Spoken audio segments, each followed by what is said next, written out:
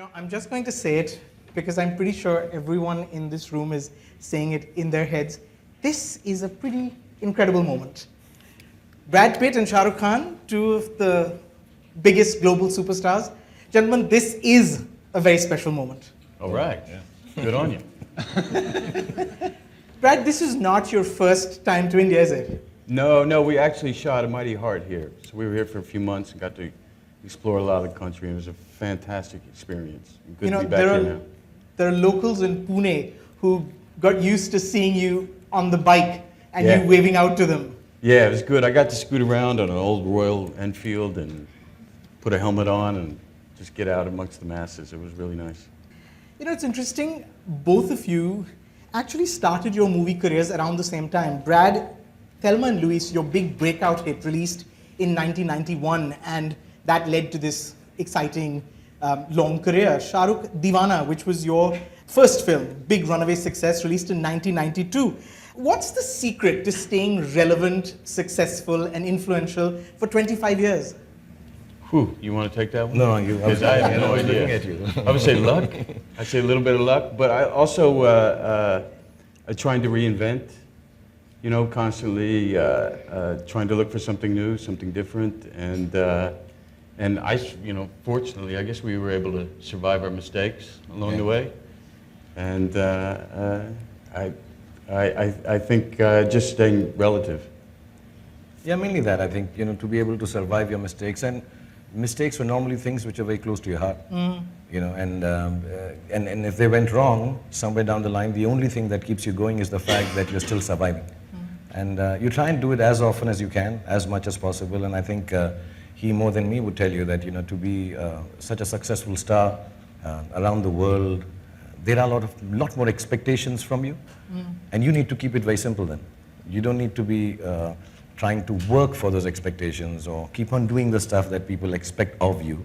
You keep on doing what started you off, which is being relevant, being novel, trying to kind of reinvent yourself, and the simple things which made you want to be an actor in the first place. You both have enormous success, but also enormous pressure. How do you balance, or how do you really combine artistic integrity with commercial success? Because that's a huge pressure on both of you, I'd imagine. I say you just have to make sure you get time for yourself, time for your friends, time for your family, and let the next idea percolate. It's not so difficult to achieve a balance. I'm able to compartmentalize pretty well the private life and then the public life. How about you? I do that too completely. I mean, as far as work is concerned, I think what he says is the crux of it. If you can be leading your public life, which is on sets also, invariably. I think if you can protect it in terms of that from your private life and your private life from the public life, I think when you go back home and you're leading the regular stuff that you're supposed to do, in whatever form, with family, friends, I think it just keeps you kind of grounded. Like my kids, I mean, more often than not, don't like my films. And that's nice. Really? Yeah, and that's nice. Yeah. They whoa, this one was so boring, Papa. So, it's like, it's not the biggest thing in the house, Papa's film to do well. It is not a special thing. It should not be a special thing with family and friends. And invariably, we make friends even in the film industry. And then everybody kind of just starts pushing you along and saying, no, this was the best thing you did. Yeah, it was different. I think the real friends in the film industry also tell you, or keep it simple and keep it normal. I think that's what actually really helps you and takes the pressure off. That at home you're a nobody. And as long as you're a nobody with your friends and at home, I think you can be a big star like Brad Pitt outside. I would imagine that it's not just me. Everyone in this room, I would imagine, wants to know, how do you pick the films that you do? How do you decide what you want to do next as an actor? Well, for me, it depends a lot about who's telling the story. It usually starts with a script, a good piece of writing, and the decision to go investigate that. And then I want to surround myself with filmmakers I respect, because we are ultimately putting ourselves in the director's hands, and there, then you have a real freedom to go explore, to to go out as far as you can go, and you know you're in really good hands. So, and at the end of the day, after, I don't know about you, but after doing it so long, I want to do it with friends and people I like, and that seems to be more important, the people I surround myself with, than anything else. I've was said your it so approach? often, it's exactly the same thing. I've even said it before that I sometimes don't even want to know the story, as long as the people who are telling the story are people I enjoy working with. As a matter of fact, because now in India there's so many new filmmakers, I don't know them. I haven't gotten to know them personally. And it's not just doing it for a friend, but I try to spend a couple of years with them before I start the project. Sure. You know, just to be comfortable. I think, after 20, 25 years of work, what matters to you most is the people who are making the film for you, and the people that you're trusting with whatever little bit of talent you have. And you say, okay, this is in your hands, now try and make me look the best you can, and I will completely trust you. And you can only do it with people that you're, kind of easy with, or friends, like you said. I've done that for the last 15 years. I've really never really worked out of what a lot of people call the comfort zone. But it's not the comfort zone. Or maybe you require that comfort to be able to tell a better story. Good to have talented friends, right? Yeah, that's important. Sure. How long is a shoot on a Bollywood film? If it's an action dancing film, about 120 days, 140 days. Sometimes longer if things go wrong. And if it's a simpler film, then about 70 days. It's about the same with us, and we don't have dancing. Right. Yeah. I would never make it in Bollywood because I can't dance. No. I can't. I can't. We'll make you dance in Bollywood. Really? Yeah. Yeah. We make everyone dance in Bollywood. I think it'd be the first film and the last. Do your roles seep into your life? Do they change you? Do they stay with you, or do you discard them? I guess they kind of feed each other. Your individual life and what you're investigating in a film, it has to in some way. But I quickly discard them and move on to the next. Move on to the next project. I use a term which I describe a lot of film work, and I call it demotional.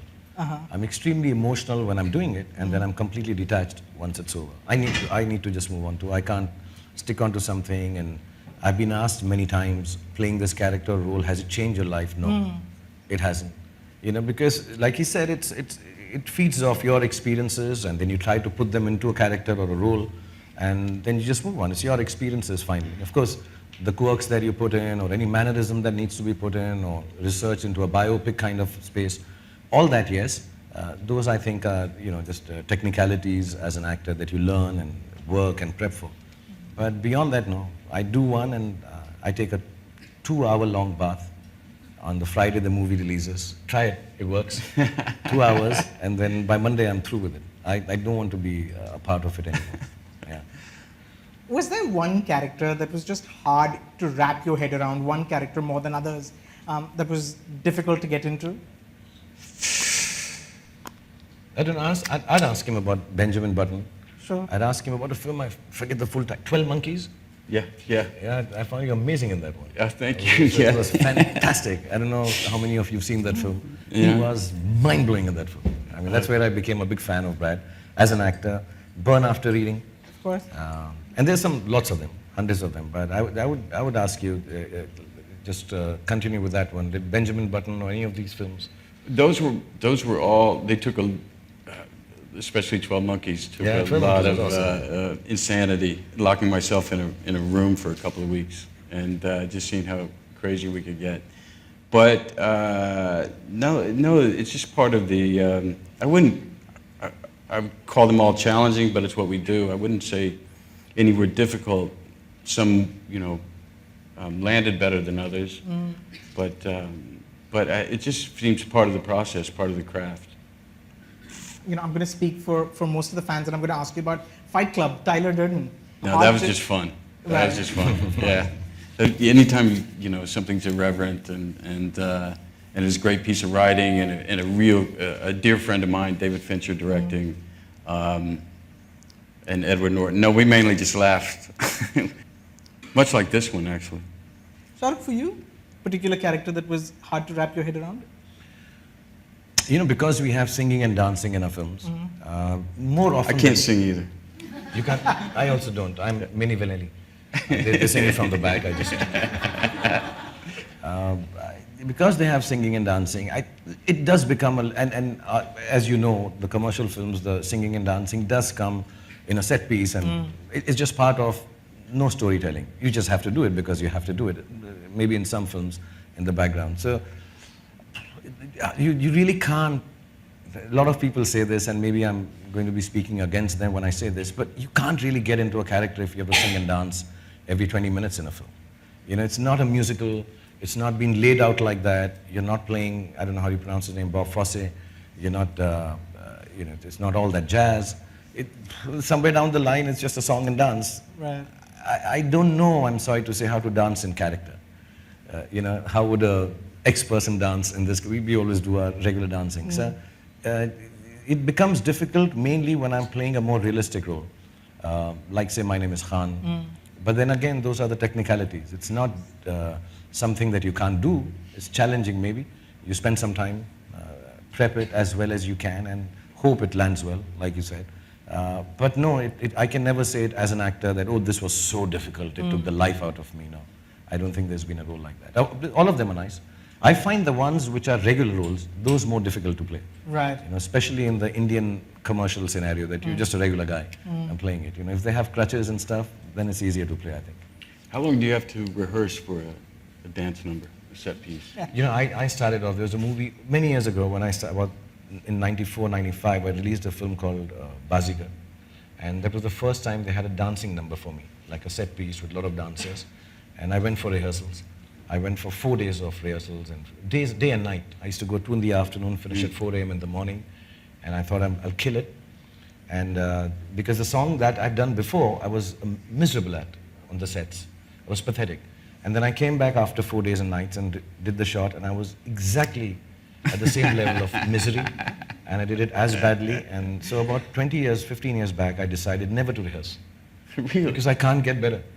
So I just, you know, as soon as I come on the sets, I just request the choreographer, I start touching their feet and all. I say, you know, I'm going to just do it this much only, take one shot. So they normally shoot with me, hello. And that's it. So I said, please That's not don't. true. He's actually being very modest. That's He's very good. good. No, no. That's You've also invented the Shah Rukh Khan style, haven't you? I mean, there's... You know, there's a style that is kind of famous now where I put my arms out Yeah. and I do nothing. I just put my arms up. It's very I just do smart. Nothing. Smart. So whenever anything goes wrong in dancing, where those complicated steps where you have to do all that. So when they do that, what hip hop, bip bop, what lock and pop. So when they do that stuff, I say, you know what, my character would just stand like this. And they go, yeah, I'm gonna try that in life. Yeah, please, just stand. That's it. I'll tell you a story. One time in a film, I had to be an organist, play an organ. An organ, you're playing with all 4 limbs, hands and feet. I couldn't even get the piano part.